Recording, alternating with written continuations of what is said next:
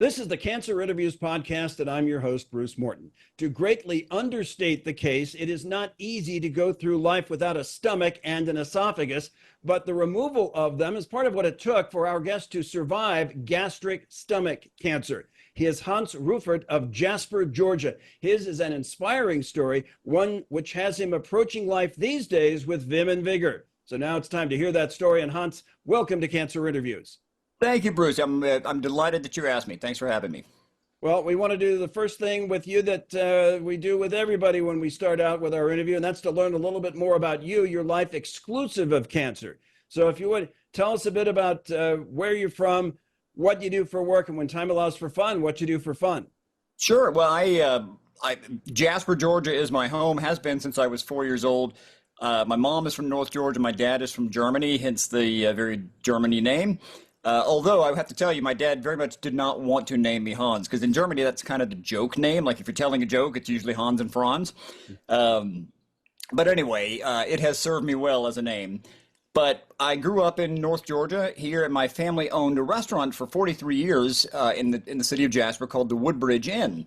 So my sister and I were raised in a restaurant, living above the actual restaurant in an old railroad hotel. So originally the building was built in the 1800s as a sort of a destination for Floridians to escape the summer heat up here in the North Georgia mountains.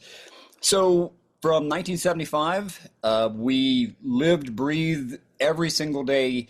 We were responsible for washing dishes, clearing plates, removing bones from chickens or trouts.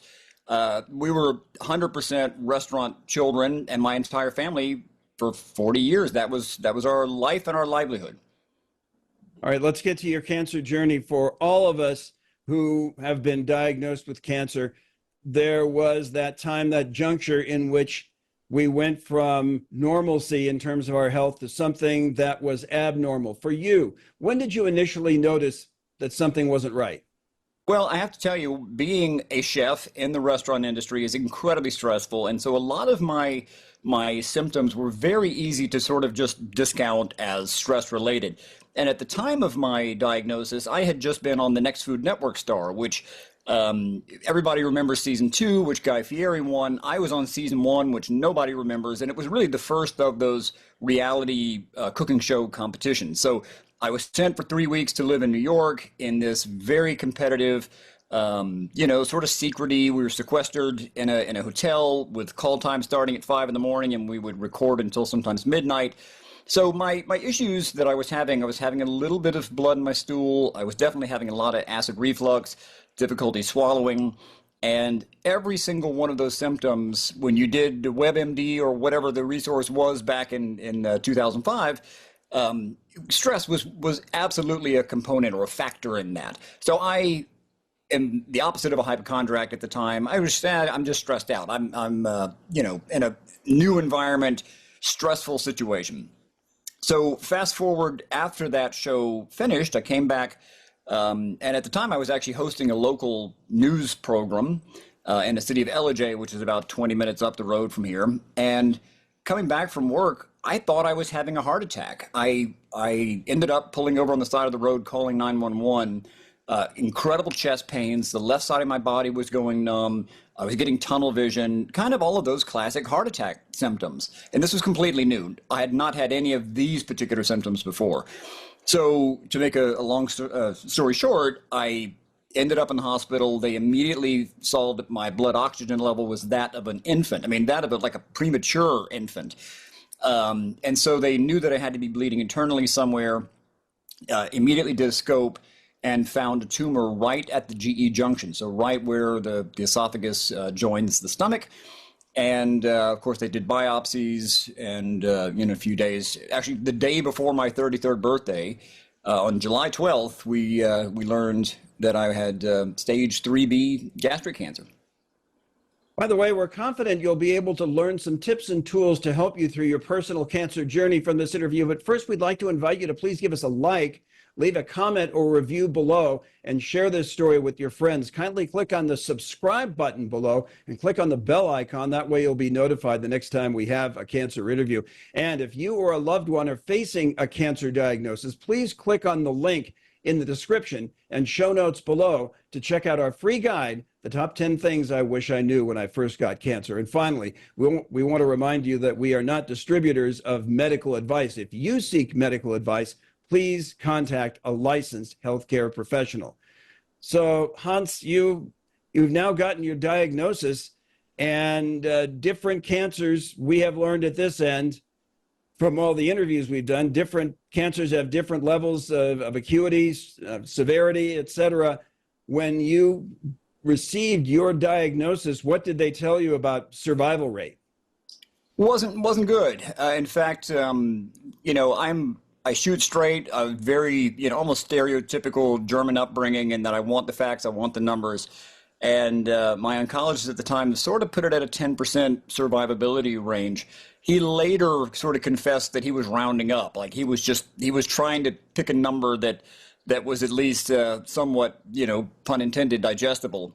But I have to tell you, in that moment where he said 10%, I looked over his shoulder and I saw the wall behind him, and I thought, there's 90% wall and 10% door. I'm not thinking about the 90% wall. I'm thinking about that 10% door. So it having a number helped me. I think for some people, they don't want to have a number. It's overwhelming, and we all process it differently. But for me, it was great to have that target, to know what I was aiming for, and that sort of became my mental mantra, that I'm going for that 10% doorway. And I would guess that what is next would be your initial surgical procedure.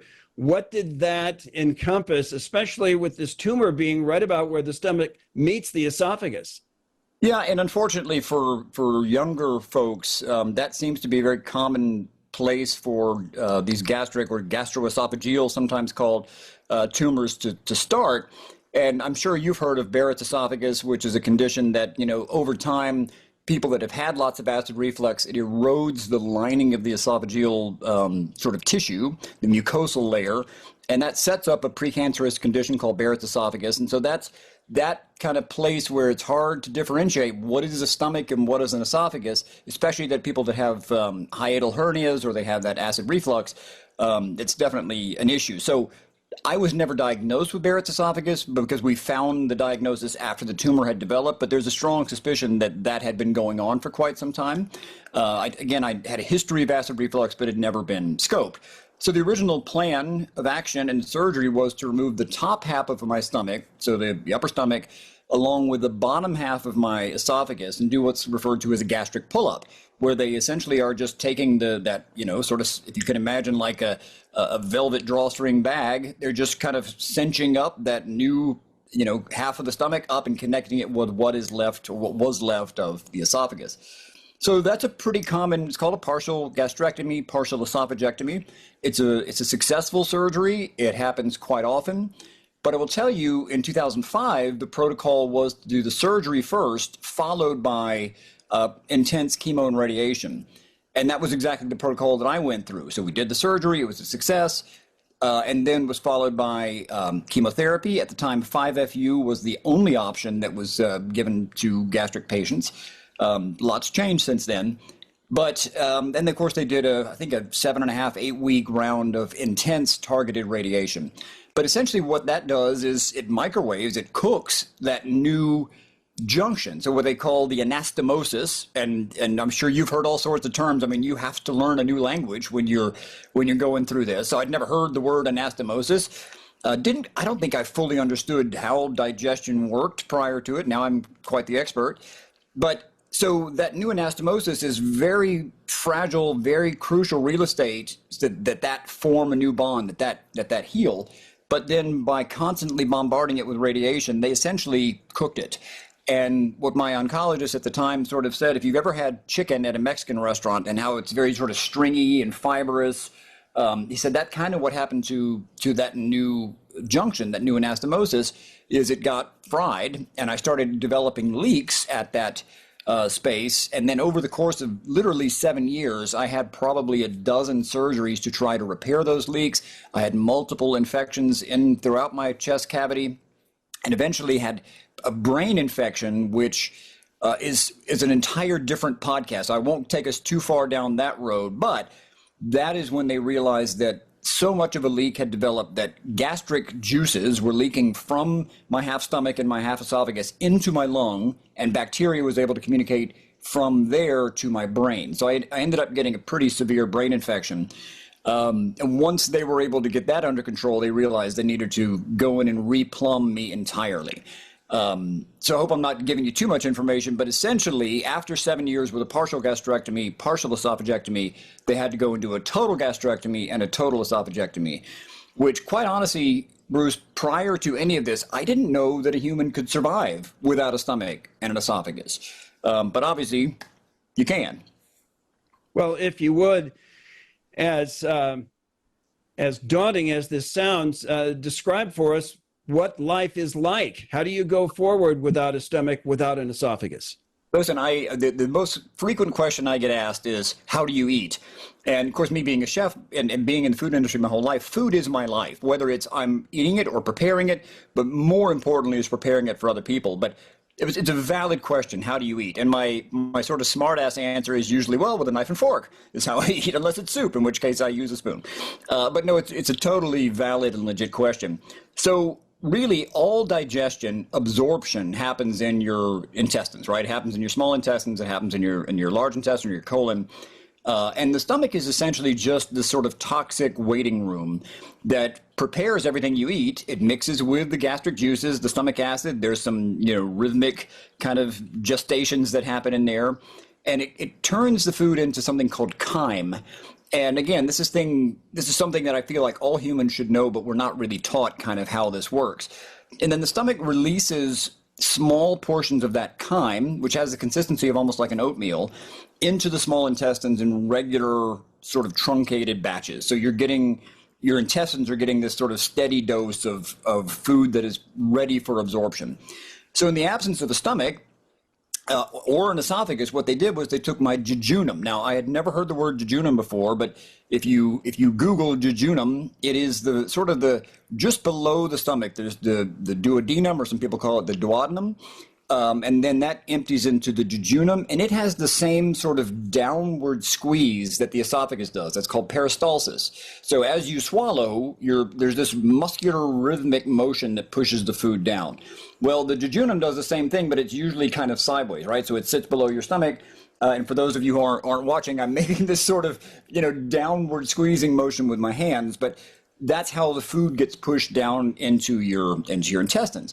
So since it basically has the same muscular rhythmic function, they were able to interchange that with the esophagus. So when I swallow, food is essentially going directly into my intestines, which essentially means I just have a very truncated or redacted GI system. So I can chew and swallow practically anything, but the reality is I'm not getting that much nutrition out of it because I'm missing that sort of key step of breaking foods down.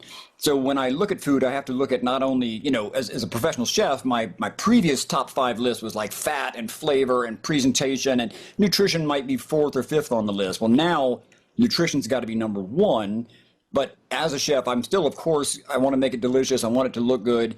Otherwise, really, who cares? I still want the joy of eating, but that nutritional aspect has got to be, and digestibility, it's got to be right up there on the top of the list. Hans, I want to take our vehicle and turn it in reverse just briefly and go back to a part of your journey that is a part of a cancer journey for almost anybody diagnosed with cancer, and that is your clashing swords with chemotherapy. For you, what was the toughest part of it? Well, and so many people have said this same thing. It's, you have to eat, right? That's like, it's a crucial thing. You've got to put fuel in that tank. But during chemotherapy, you are so nauseous and food tastes so strange, whether it's metallic or whether it's just simply off-putting. Your appetite is so suppressed, and just the idea of eating becomes almost a bit of a phobia. I mean, you really get to the point where you dread food. So again, somebody that my entire life has been obsessed with food, I had this very love-hate relationship with food, and I would find that I would have very small windows. Like I did Monday through Friday chemotherapy, 24 hours, and then I would be disconnected on Saturday and Sunday. And so Saturday and Sunday I felt better, and I was able to eat, what I could. But with a half of my stomach removed at the time of my chemotherapy, I couldn't hold a lot of actual, volume. So I wasn't able to meet my nutritional needs. So I was paired with a feeding pump, like an actual, feeding tube. It's called a J-tube.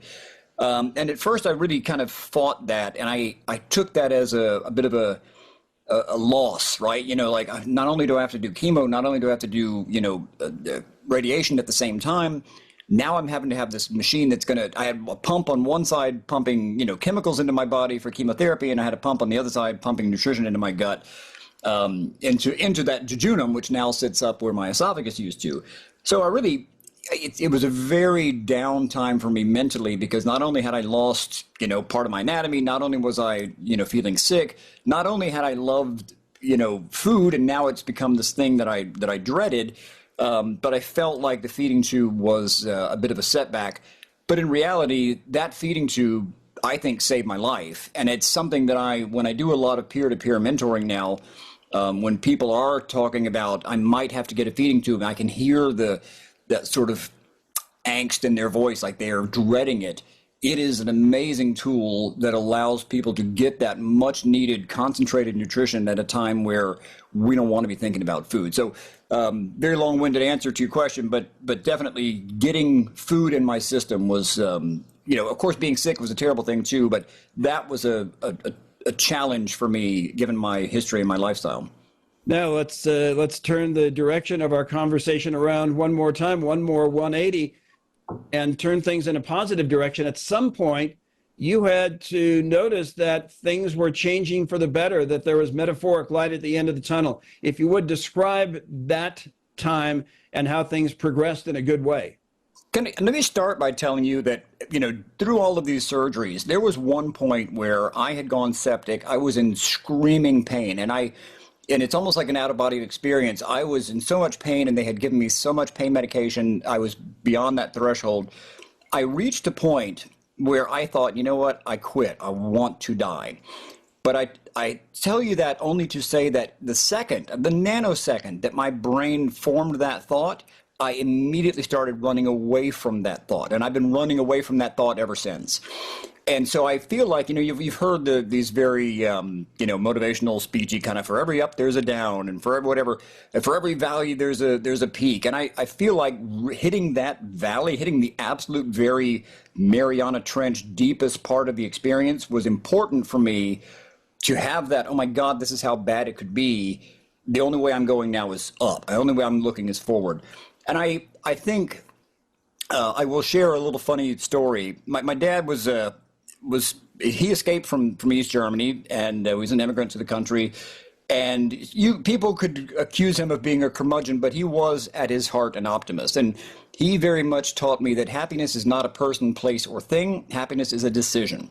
And real quick little anecdote, we were in Germany one year visiting family. We were in Munich. It was blizzard outside, kind of snowy, that slushy, wet, miserable, awful snow.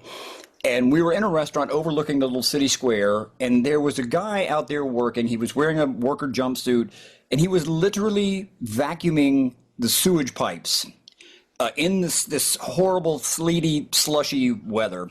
He had on his 1980s yellow Sony Walkman headphones, and he was literally out there singing and dancing while he was vacuuming human waste out of a pipe.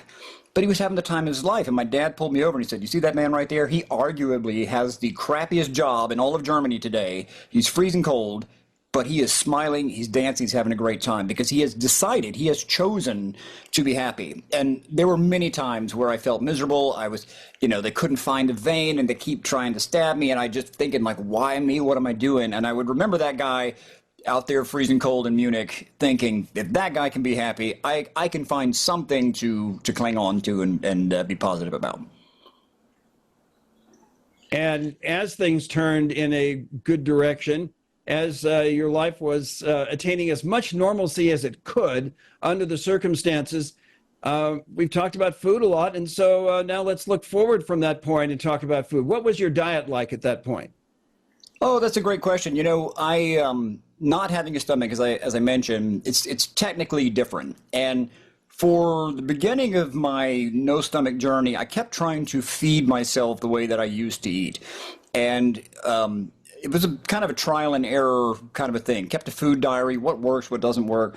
Finally, a nutritionist said to me, look, let's think of it this way. You used to be a diesel engine, but now with all these surgeries, you're kind of more like an electric hybrid.